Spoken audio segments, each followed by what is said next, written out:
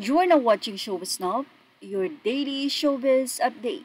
Marami ngang mga netizen ang nag-react sa naging interview kamakailan lamang ni Gabby Concepcion kung saan, syempre, it's about sa concert nila ng ex-wife na si megastar Sharon Cuneta.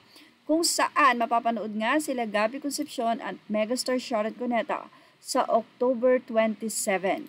Yes, magkasama nga ang dalawa sa nasabi nga pong concert nila na may pamagat na Dear Heart na mapapanood sa SM Arena. Ayan, 7 p.m. Well, about sa nasabi nga pong interview, tila na itanong doon kung anong masasabi ni Gabby Concepcion sa nasabing nakaraang tila hindi pagkakaunawaan nila megastar Sharon Cuneta. Matimid lamang ang naging sagot ni Gabby at ayon sa kanya, wala siyang alam, hindi siya updated, pero for sure dahil mag-ina sila, ganun lang naman yon, 'di ba? Naitanong din kung si Casey Concepcion ba ay darating or magiging part of the show ba ito, ang kanilang anak. Sagot ni Gabby na sa ngayon wala siyang alam, pero ang masasabi niya, Casey is still part of the show.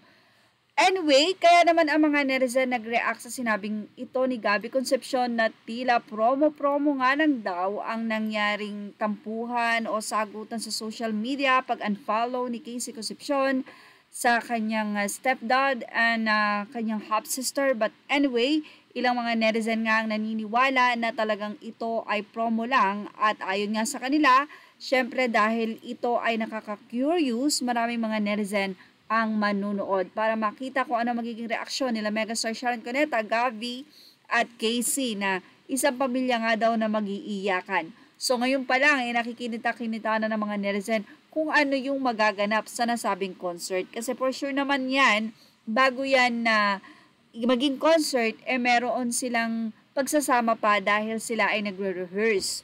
So talagang magkakaroon sila ng bonding. Ang tanong, baka naman si Casey Concepcion ay bigla na lamang dadating dahil ang alam natin kasalukuyang nasa ibang bansa ngayon ang nasabi nga pong anak nila Gabby, Mega at actress, singer na si Casey Concepcion. But anyway, kung sakaling promo-promo man ito, medyo nakaka-turn off dahil nagagamit yung kanilang privacy o yung kanilang buhay na magpo-promo pero hindi maganda yung nagiging impact.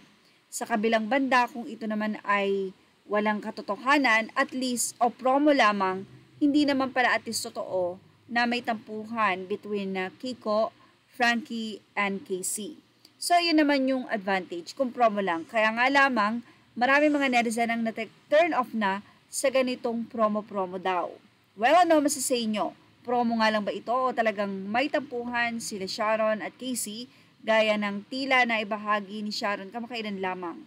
Anyway, mula nga sa artikulo ng Fashion Police, narito ang naging reaksyon ng mga anonymous commentator.